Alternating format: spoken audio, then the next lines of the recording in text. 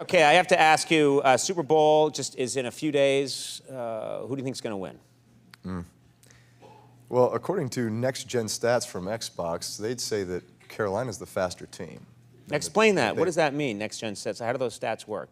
Well, they're able to calculate based upon speed and the amount of like distance traveled throughout the course of the game, just kind of the effectiveness of the team. And so they'd say Carolina is the faster team, and therefore they've predicted them to win, and they've guessed the winners 67% of the time this year. Oh. Which is pretty impressive. But I'd say, here's the thing, I played against Carolina twice, have not played against Denver here in a few years. Both teams have phenomenal defenses.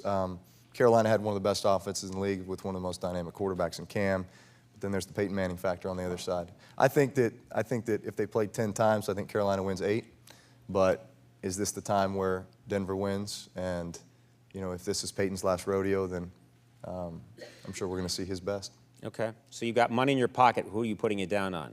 Panthers? I'm not going to make a prediction, but I'd say you're dealing with experience in the Broncos versus just raw talent and on the other side. But I don't know. We'll see. All right. Very well done. Hey, it's election season. Really well done. Have you thought about public office? Well, I think they're both great. Right. And I wish them both. I do have to ask you, It's going to be a tie. and they're all going to hug at the end. Right. And I love America. No, I had to ask you this because you brought up Microsoft, and it was something that a lot of people were talking about. The Microsoft tablet was part of the playoff game. I was watching a Patriots fan. Sorry, grew up in Boston. Nothing I can do about that. And I'm watching. Oh. Get out! Get out of my show! Anyway, I don't care that much. Anyway, I'm very fickle. But they didn't work during the championship game, and people were talking about it. It was a little bit strange because they kept saying the Patriots and complaining that their tablets aren't working, and then they'd go to commercial, and then there'd be a commercial for a Microsoft tablet, which felt a little strange. What was going on there? Well, actually, the league came out and said that it was a network issue and it had nothing to do with the Surface. Actually, my experience with the Surface tablets on the sideline has been phenomenal. Over the last few years, that's what we use to basically look at the pictures of the defense and the plays from the previous series.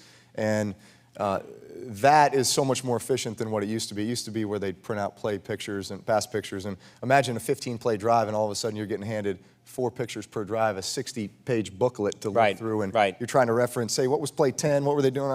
And now it's right there on the Surface. Boom, hit the button, I can zoom in, I can communicate with my guys and then get back on the field so much faster. So real time, the efficiency of the Surface has been phenomenal. And so you're not looking at porn?